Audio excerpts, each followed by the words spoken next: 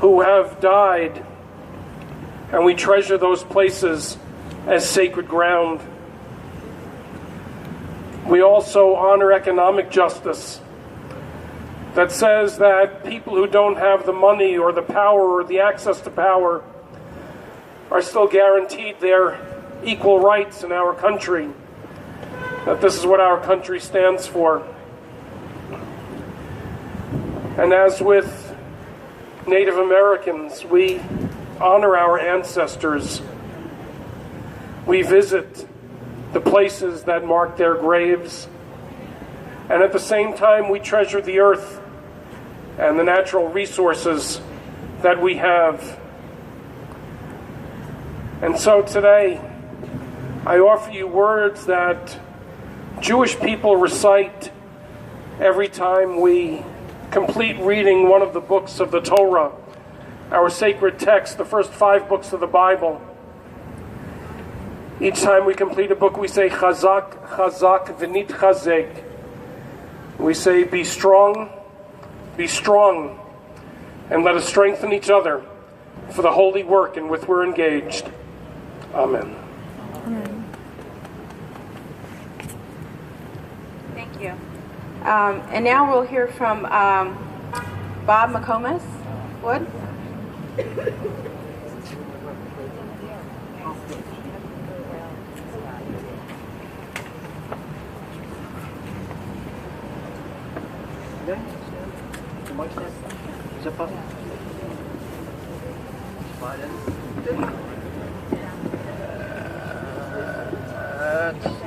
I'm good right here, I think. Can't come. Is that good? Okay. Good morning, ladies and gentlemen. Thank you for coming.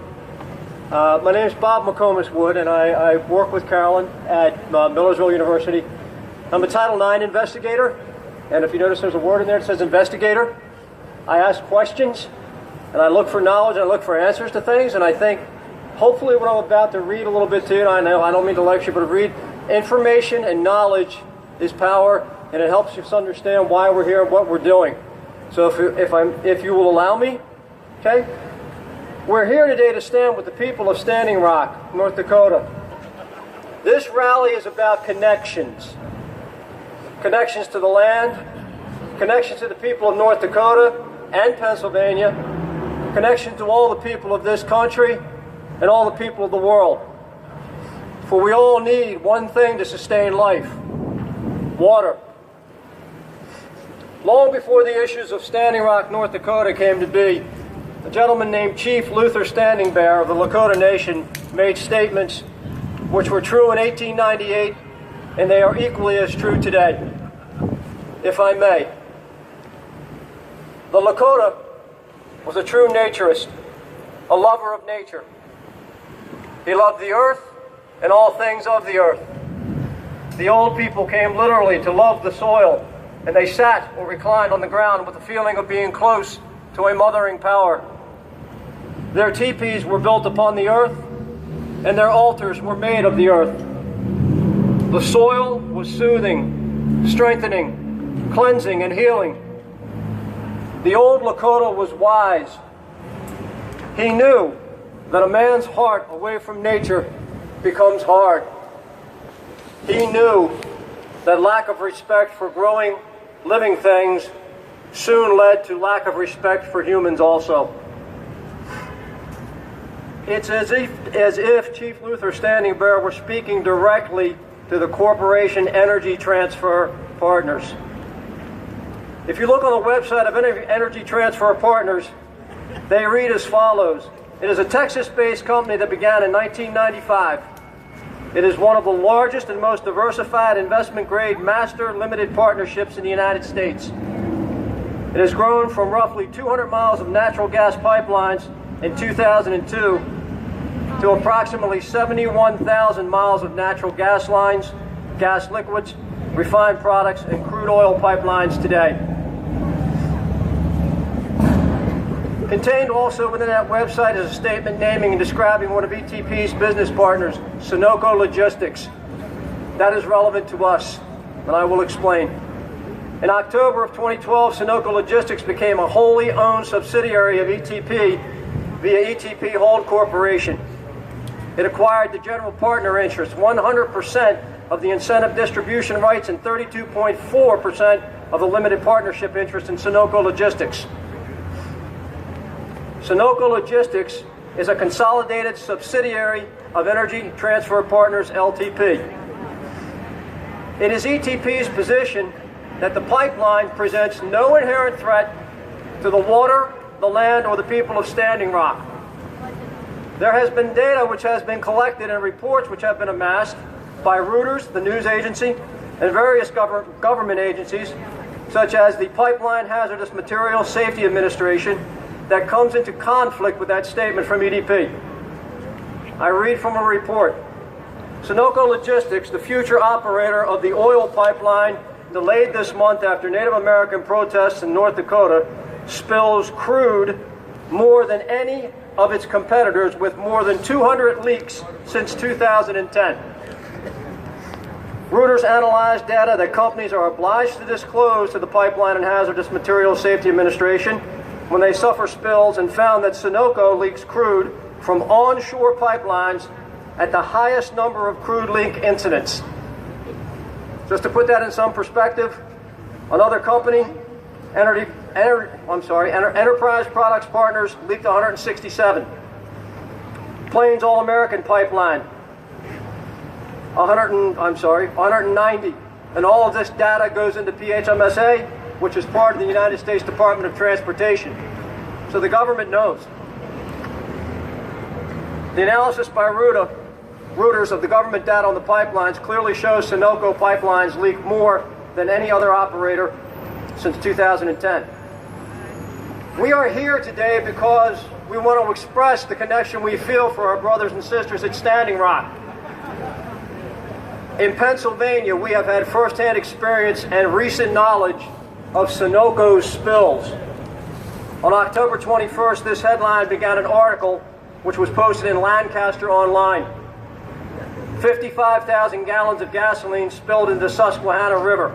The effect on Lancaster County drinking water, unclear. The article went on. A broken pipeline in Lycoming County on Friday dumped 55,000 gallons of gasoline into the Susquehanna River.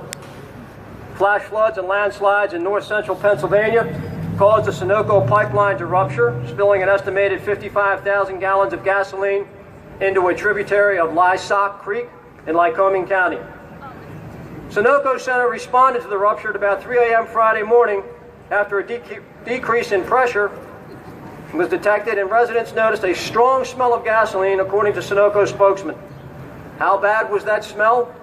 A resident stated, "When I went outside this morning, the air was so full of petroleum fumes that I could taste it. When I took these pictures around 8:30 a.m. this morning, the air was still rank with petroleum fumes. Bottom line, fuel lines should not be placed near or under streams in mountainous areas that flood violently. 2 mishaps in 5 years is not acceptable."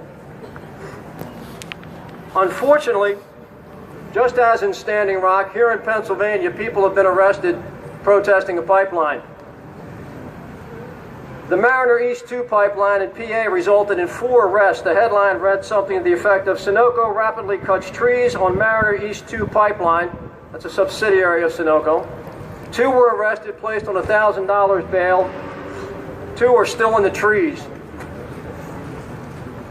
Although this pales in comparison to the almost 600 arrests that have occurred at Standing Rock, I would submit to you one arrest for the profit of oil is one too many. As we know, Sunoco is behind the planned Dakota Access Pipeline. Their headquarters is here in PA, 525 Fritztown Road, Sinking Spring, PA. I'm going to revert back to North Dakota. I have a son. My son and my daughter-in-law live there, and I'm in constant contact, and I get lots of updates of what's occurring. On November 22nd, I read a news article containing a statement made by the mayor of Bismarck, a Mr. Mike Seminary.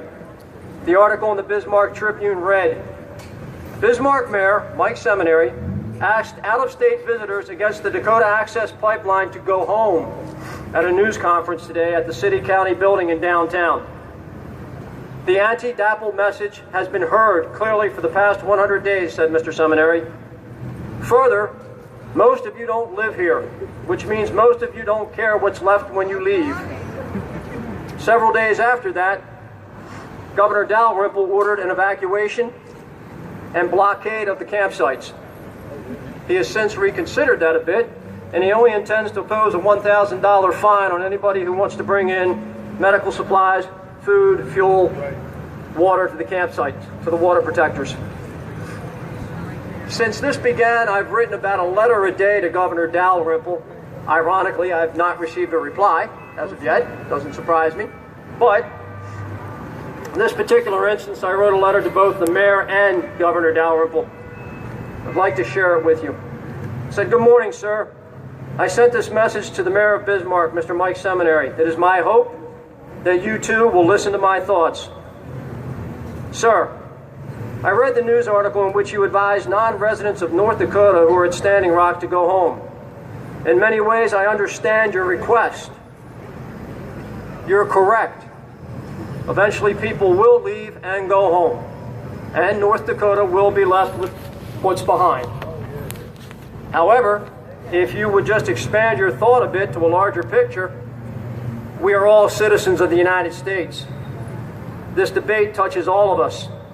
To that point, in Pennsylvania, Sunoco Logistics' broken pipeline dumped 55,000 gallons of gasoline into the Susquehanna River.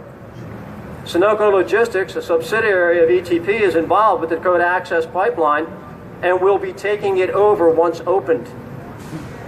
Sunoco has experienced more than 200 pipeline breaks since 2010 throughout the United States. Respectfully, sir, we are home.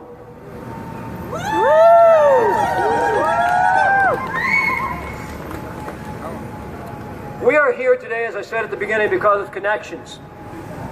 We are all connected. We all have the same needs. Friends, family, food, clothing, shelter, water, and love. At the beginning of my talk, I quoted Chief Luther Standing Bear, who articulated the need for human connection to the land. Our brothers and sisters at Standing Rock need us to stay connected with them, to help them in their struggle to maintain the life force of their lands and their water. We need to be like the drops of water which connect and form the Missouri River. Brothers and sisters across this nation, we need to remain connected. We must stand up with Standing Rock. And as the waters of the Missouri River flow, this message needs to flow. Mene Wachoni! Mene Wachoni! Mene Wachoni! Mene Wachoni! Thank you.